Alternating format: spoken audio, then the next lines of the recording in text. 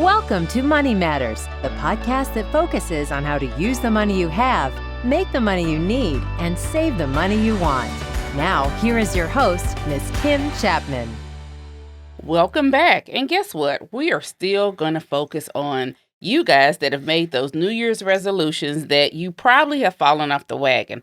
So last episode, or at least a recent episode, we had somebody come in and talk about how you could reach those fitness goals without having to break the bank, right? Using all those free tools and resources you have at home. But I know there's some of you that are saying, okay, I got the exercise part down pat, but eating on a budget can be a problem. There seems to be that myth that eating healthy is expensive, and I think it really is, but I brought an expert in to talk to us about maybe how we can change our mindset and eat a little bit healthier.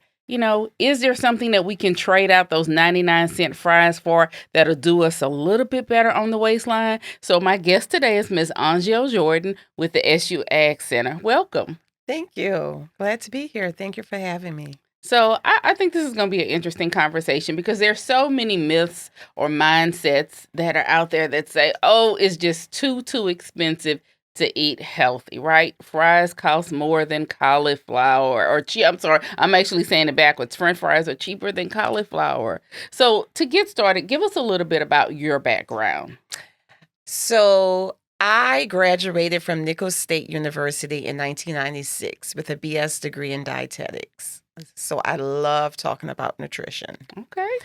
I currently work with Southern University, like you just mentioned, Agricultural Research and Extension Center. And I want to stress extension because what I do is extend research-based information to the communities on eating healthy.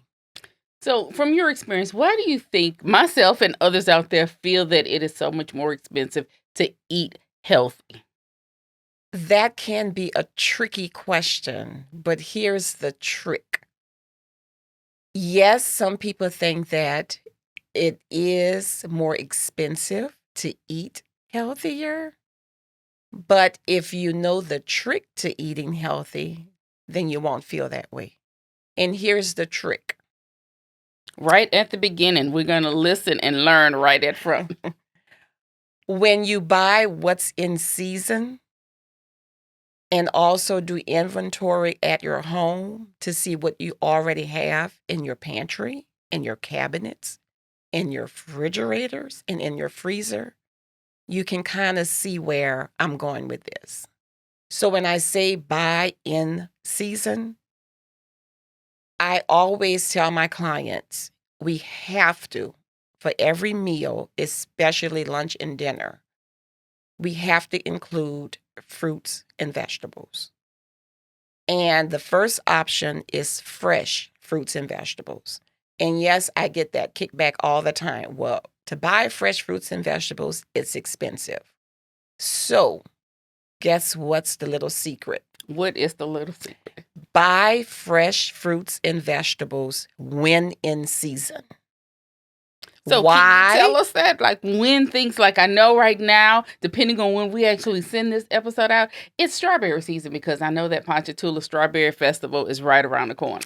And we know the summer months is coming. So yes, strawberries will be in season. We will have, of course, watermelons in season.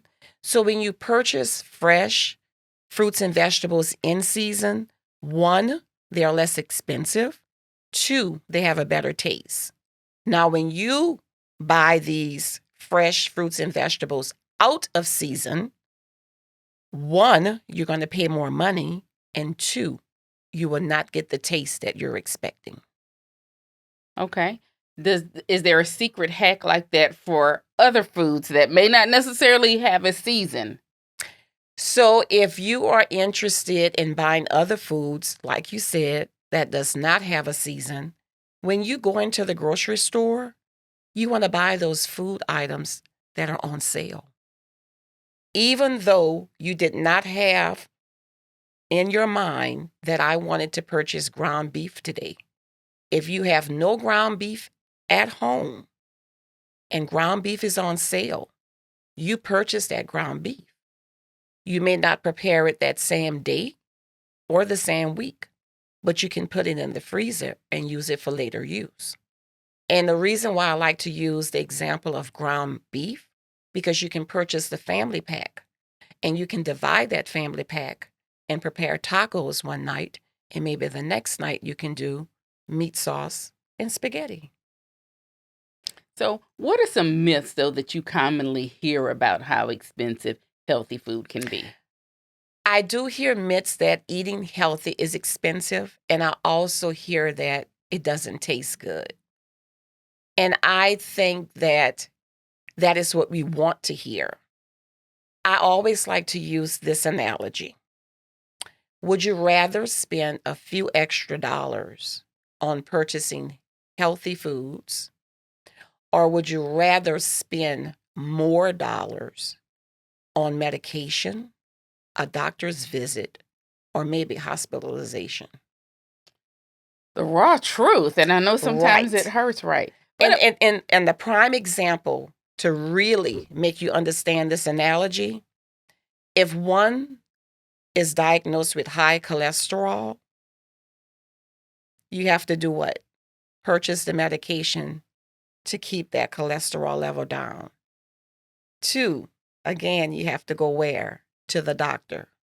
So if we purchase the foods and prepare the foods the way we are supposed to, which is healthy, we won't end up with what? High cholesterol. so, as a nutritionist, do you help with those recipes? Because when you mentioned earlier, we have that mindset that we think that healthier foods are nasty. And I can definitely tell you, not. As a matter of fact, last night I think I had such a delicious meal. Took some fish, baked some fish, put it on top of a slice of cabbage, and put some sweet potatoes on the side. And at least in my mind, that's much healthier than frying that fish and having Exactly. French fries. And I thought it was delicious. So, do you help your clients or do you help consumers in terms of, maybe somebody's not a great cook. They only know how to fry fish, or they may believe that baking fish is nasty, to find different recipes? Yes, I do. And you have to be creative in order for the food to taste tasty, so that you don't have that mindset that eating healthy does not taste good. I do give them different tips. And I like that you mentioned that you ate baked fish because you didn't want the fried fish. But guess what? You can oven fry fish. You can oven fry fish. So just those different tricks, right? Yes, yes. When you know the different ins and outs or tricks, like you say, and that becomes a habit for you and not a chore. It's just learning those ins and outs. So I've always heard that when you shop in the grocery store, you should shop the outer perimeter. Can you speak a little bit about that in terms of what should be your target or your goal when you're shopping to make sure you're targeting those healthy foods? Well, when you are shopping, you want to make sure, again, you're purchasing what is in season when it comes to produce. You are purchasing sale items after doing an inventory at home that you do not have these items, because you don't want to keep purchasing items and it keeps piling up at home and you're not using it. When you also are looking for healthy foods, normally those end caps will not be the Those the are the place to Oreo go. cookies and the Twinkies. Right, exactly.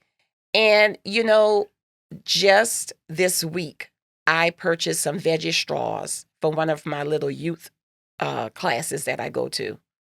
And do you know where veggie straws are down the aisle? The bottom shelf. Really? Healthier food items are going to be above the shelf or at the bottom of the shelf. Eye level will be what? Your unhealthy choices. Your processed foods. Yes. Yes. Okay. Where do you find the most leaks in somebody's budget when they're trying to shop and make healthy purchases?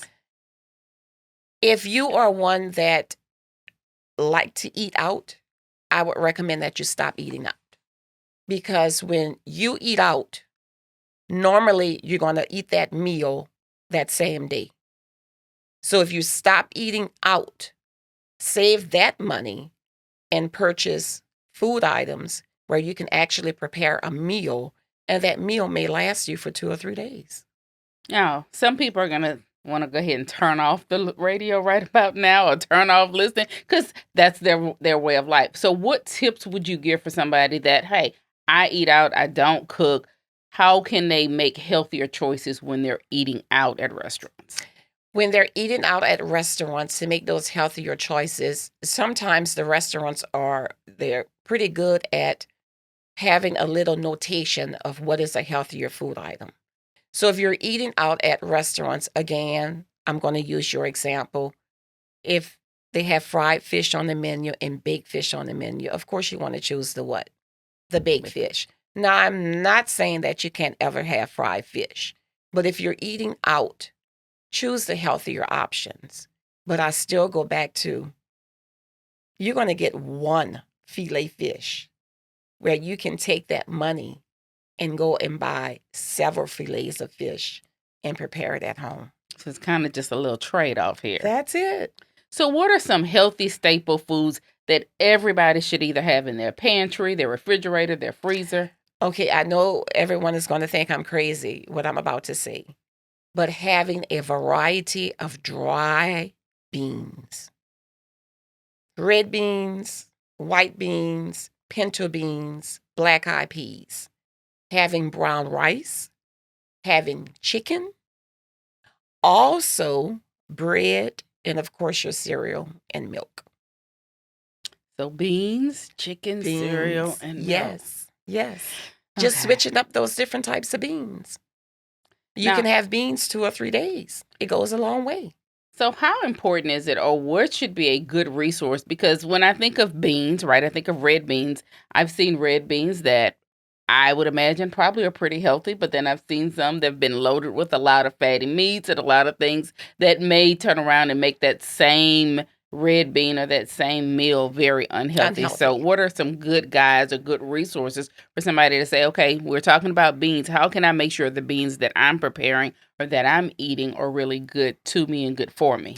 So I know that a lot of people, when they prepare dry beans, they like to add different types of meat to it. To be honest with you, the amount of protein that we're supposed to have daily when you're preparing these dry beans, you really don't have to have meat. And I don't want anybody to start throwing anything at me. But they're doing it. But if you're going to add meats to your dry beans, I'm going to suggest turkey sausage. I'm going to suggest, and they may thank me for this one, smoked neck bones or just neck bones, period. And why do I say that? Because it's more bones than it is meat if you're just looking for that flavor, that enhancement. Okay. But I know in this area, in Louisiana, when we prepare beans, any type of dry beans with rice, we want that meat as a side dish. So meal prepping, how important or is it important to incorporate meal prepping as a way to eat healthy and save money? It is important to meal prep. And I don't want anybody to think that when you meal prep, it's a chore. So if you start slowly and say, well, I'm going to meal prep 2 days a week. You do that for a few weeks. And then you raise the bar.